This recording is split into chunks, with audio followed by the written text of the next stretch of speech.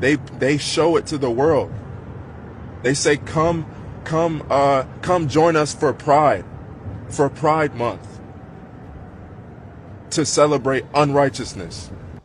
This might be more about the church than the NBA, but this decision by the Chicago Bulls to waive Jaden Ivey, it does give us an opportunity to take a look at the cost of discipleship in this totalitarian secular age that we're living in.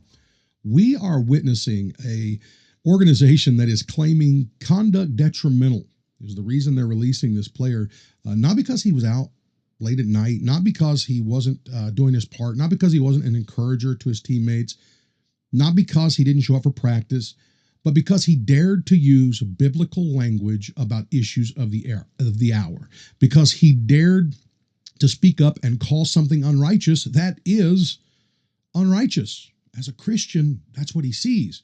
It's interesting to think about, what if he had been of some other faith? If he wasn't a Christian saying this, would he have gotten more respect? Would he have been given more leeway?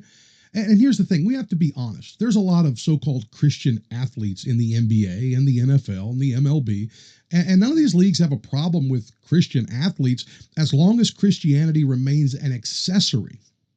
And it better be a domesticated accessory.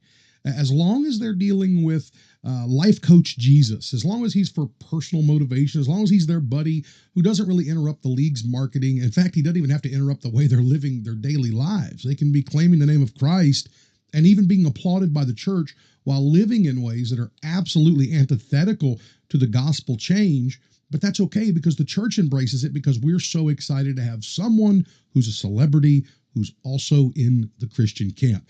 And so because of validity on our parts, we're thinking it gives us validity, we accept and promote those who take non-stances. And so athletes have learned that all they have to do is keep their mouth shut, to never say anything about what's happening in the culture. And now these non-stance athletes, and often non-stance leaders in the church, they take this silent position on almost everything, and we've confused it, and now we call silence on the issues a virtue because it's non-confrontational. We got to ask a question. What is the value of a platform if it's never used to speak the truth? Well, I'm building a platform. I'm saving my voice. If that platform of that athlete never transcends the court, the field, then the platform is useless. A platform is not a destination. A platform is a tool. It is a thing to be used for stewardship for the kingdom. If we're only willing to speak what the world is already applauding, if we're only willing to be bold in things that the world already agrees with us on, we are not witnesses. We are just performers. We've got to the platform not to serve him, but to serve us. And so the issue, it really comes down to a couple things. First of all, we've exchanged the idea of holy presence of God in our life for performative energy. And we've neglected ancient truth, looking to the safety of being accepted and the safety of just acting like we don't understand what's happening around us. And at the center of it, we've really come to the place where Christ is not the center of Christian lives.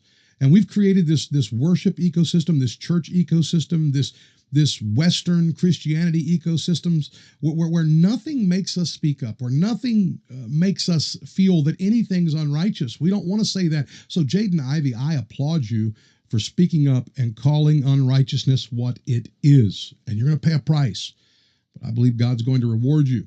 Jaden has reminded us that championship rings and apparently even paychecks and roster spots matter much less to him, and should matter much less to all of us than where we stand on Judgment Day.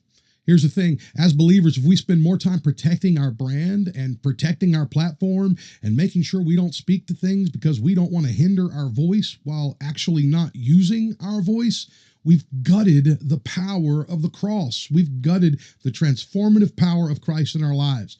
If our faith never requires us to stand alone on a place of holiness, never requires us to stand alone because we refuse to bend on what righteousness is, then we have to ask ourselves the question, how are we following the Christ that was crucified on this Holy Week that we celebrate, the Christ whose followers, the early church was built on the backs of people who gave their lives. You and I aren't even willing to risk our reputations. God help us to not just notice what Jaden Ivey did, but to replicate it, to speak up, to use our platforms.